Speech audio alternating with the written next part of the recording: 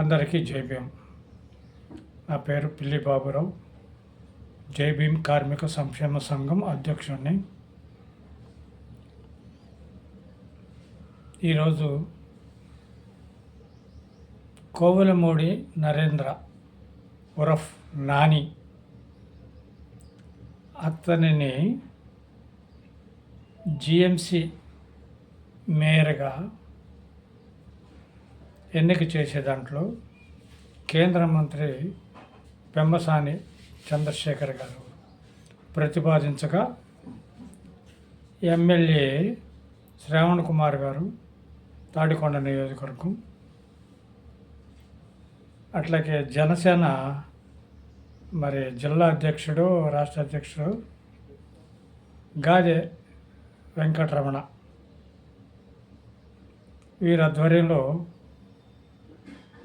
ఏకగ్రీవం ఎన్నిక జరగాలని చెప్పేసి తీర్మానం చేసే క్రమంలో నిన్న పత్రికలో వచ్చింది. అది చూసి ఈరోజు నేను గ్రీవెన్సల్లో కలెక్టర్ గారికి అట్లాగే జిఎంసి కమిషనర్, డిప్యూటీ కమిషనరు ఎన్నికల అధికారిగా ఉన్నారు అని తెలిసి వారికి ఒక మెమోరాండం సమర్పించడానికి పోయాం. తెలుగుదేశంలో పెమ్మసాని చంద్రశేఖర్ గారికి అనుభవం లేదు. 2014లో టికెట్ ఇస్తారని చెప్పి వచ్చాడు అమెరికా నుంచి, ఇవ్వలేదు, వెళ్ళిపోయాడు. 2019లో వచ్చాడు, టికెట్ దొరికిద్దామో చూశాడు, వెళ్ళిపోయాడు. మళ్ళీ 2024లో వచ్చాడు, టికెట్ దొరికింది. అదృష్టశాత్తు టికెట్ దొరికింది. ప్రజలు కూడా వారికి ఓట్లు వేసి గెలిపించారు. ప్రతిపక్షం లేని నియోజకవర్గం గుంటూరు ఎంపీ. అందులో నేను కూడా ఇండిపెండెంట్ అభ్యర్థిగా ఎంపీగా పోటీ చేసి ఉన్నాను. ఎందుకంటే వైఎస్ జగన్మోహన్ రెడ్డి పార్టీకి వ్యతిరేక ఓటు చీల్చనీయము అని చెప్పేసి బాగా పవన్ కళ్యాణ్, చంద్రబాబు ప్రచారం చేసుకున్నారు. అయితే చంద్రబాబుకి, మోడీకి కూడా వ్యతిరేకత ఓటు ఉందనేది వీళ్ళు గమనించాల. ఆ ఓటు చీలకుండా ఉండటం కోసం నేను కూడా ఇండిపెండెంట్ అభ్యర్థిగా పోటీ చేసి మా యొక్క ఆలోచన విధానం ప్రస్తుతం టీడీపీ కూటమి గెలుపు కోసం ఉపయోగపడేటట్టుగా మా ప్రచారం సాగింది. అంటే ఇండైరెక్ట్గా కూటమికి సపోర్ట్ చేశాం. ఎందుకంటే వైఎస్ జగన్మోహన్ రెడ్డి గారికి రాజకీయ అనుభవం లేదు, ఆయన రాజకీయ నాయకుడు కాదు. కాబట్టి అతన్ని ప్రజలు అత్యధికంగా ఓట్లేసి 2019లో గెలిపిస్తే ఆయన నడవడిక అంతా కూడా కులాల మీద, మతాల మీద చూపించి ఆయన టైం అంతా వేస్ట్ చేసుకున్నాడు. అమరావతి రాజధానిని 3 రాజధానులుగా చేసి చిత్రం ఆడుకున్నాడు, కానీ 3 ముక్కల ఆట చేశాడు. కానీ ఆయన వల్ల అభివృద్ధి లేదు. మళ్ళీ ఆయన గెలవటం కూడా అనవసరం అన్న ఉద్దేశంతో మేము ఇట్లా ఇండిపెండెంట్గా చేసాం. అయితే మొన్న 2 నెలల క్రితం ఎమ్మెల్సీ ఎన్నికలు జరిగినప్పుడు ఆలపాటి రాజేంద్ర ప్రసాద్ గారు మాకు మంచి మిత్రుడు. అయితే ఆయన ఆక్రమణలో ఈనాం భూములు 46 ఎకరాల 86 సెంట్లు భూమి ఎస్విఎన్ కాలనీకి ఎదురుగా బ్రహ్మాండమైన భూమి వారి ఆక్రమణలో ఉంది. ఆ భూములకి రెవెన్యూ డిపార్ట్మెంట్ని మేనేజ్ చేసి ఆ భూముల అడంగుల్లో దొంగ పేర్లు ఎక్కించి అనువంశికం, పిత్రాజితం అని చెప్పేసి ఆ భూములు కబ్జా చేశాడు. ఆయన ఎన్నికల్లోకి రాజకీయంలోకి రాకముందు ఏ వ్యాపారం లేదు ఆయనకి. రాజకీయంలోకి వచ్చిన తర్వాత విద్యా సంస్థలు పెట్టాడు, మద్యం వ్యాపారం చేశాడు. మేము మద్యాన్ని ఉచితంగా ఇవ్వమని మేము ఎప్పుడూ అడగల. ఆయన విద్యా సంస్థల్లో ప్రభుత్వ నిర్ణయం ప్రకారంగా బడుగు బలహీన వర్గాలకి 25% ఉచిత విద్యను అందించాలి, అది ఫాలో చేయమని చెప్పేసి మేము ఎన్నోసార్లు చెప్పినా కానీ ఆయన పట్టించుకోవాలి. ఆయన పట్టించుకోకుండా ఆయన విద్య మీద వ్యాపారం బ్రహ్మాండంగా చేసుకున్నాడు. ఆయనకి ఎందుకు ఓటేయాలి? ప్రభుత్వం నిర్ణయం కాదు. అసలు ఒక రాజకీయ నాయకుడిగా ఈ రాజకీయ వేషం వేసుకున్న తర్వాత మరి మద్య వ్యాపారంలోకి వచ్చాము, విద్యా వ్యాపారం చేస్తున్నాము. విద్యా వ్యాపారంలో నాకు ఓట్లేసే బడుగు బలహీన వర్గాలు ఉన్నారు, ఎస్సీ ఎస్టీ బీసీ ముస్లిం వర్గాలు ఉన్నారు. వాళ్ళ పేద పిల్లలకి 20% ప్రభుత్వం చూపించింది నేను అమలు జరుపుతున్నాను అని చెప్పి చతుర్శుద్ధితో చేస్తాడని చెప్పేసి అని ఎదురు చూస్తే చేయలేదు. మొన్న ఎన్నికల్లో కూడా అది చెప్పలా.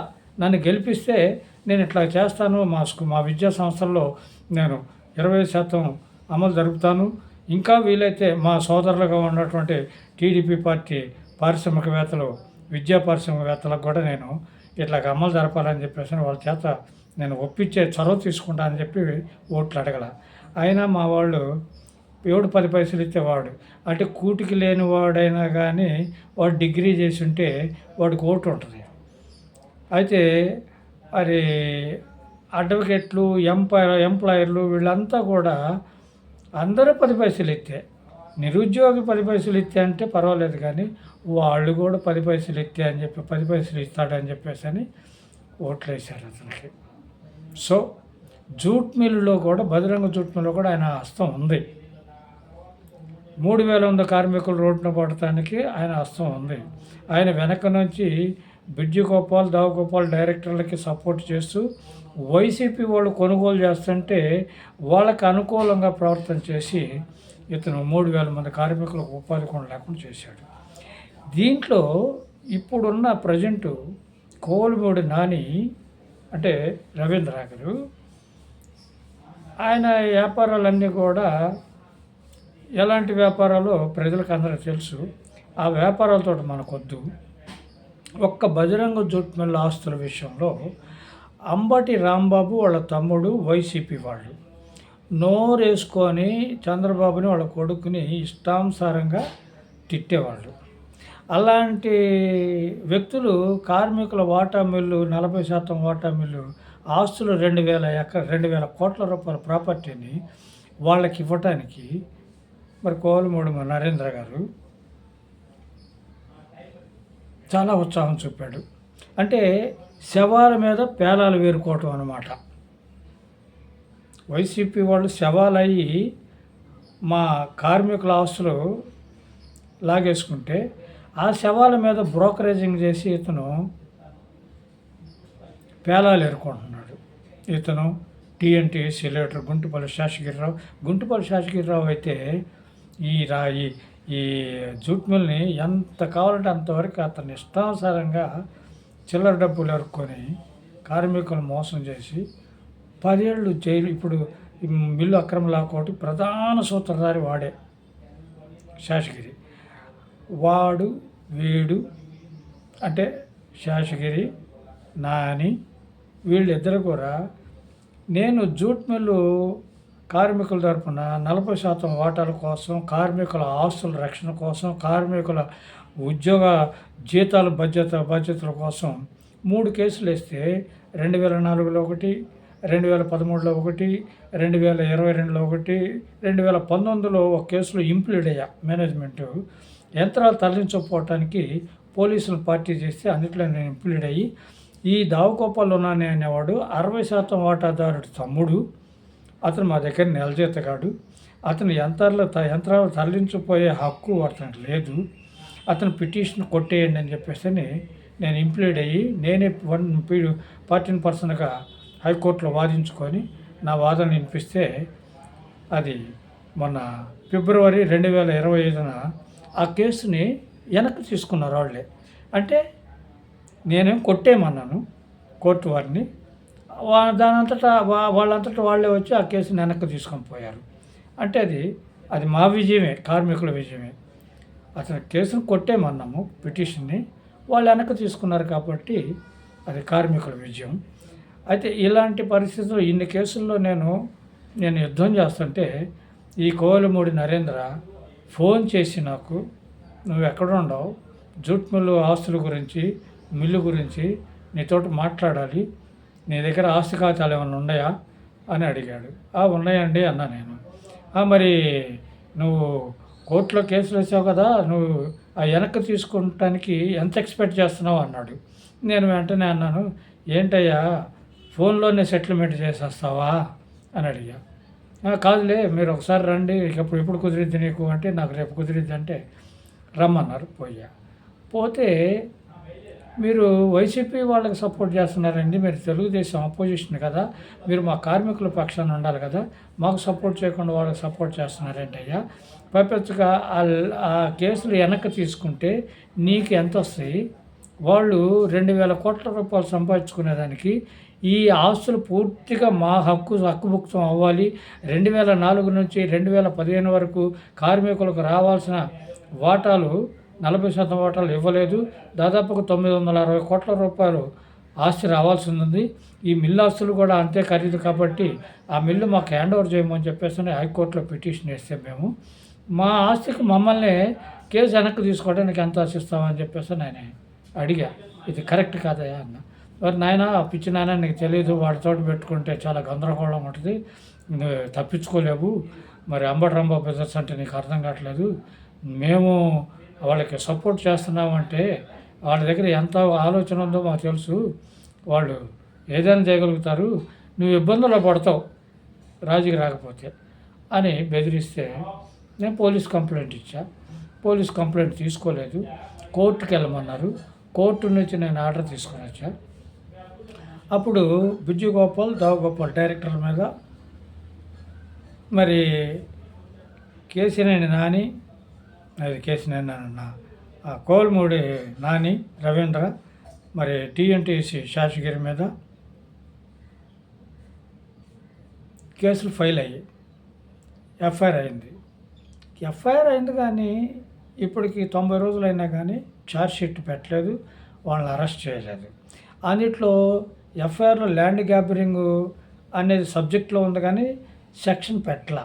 సెక్షన్ పెడితే వాళ్ళని వెంటనే అరెస్ట్ చేసే అవకాశం పోలీసులకు ఉండేది. నన్ను ఎఫ్ఐఆర్ పెట్టకముందు చాలా ఇబ్బందులు పెట్టారు పోలీస్ డిపార్ట్మెంట్ వాళ్ళు.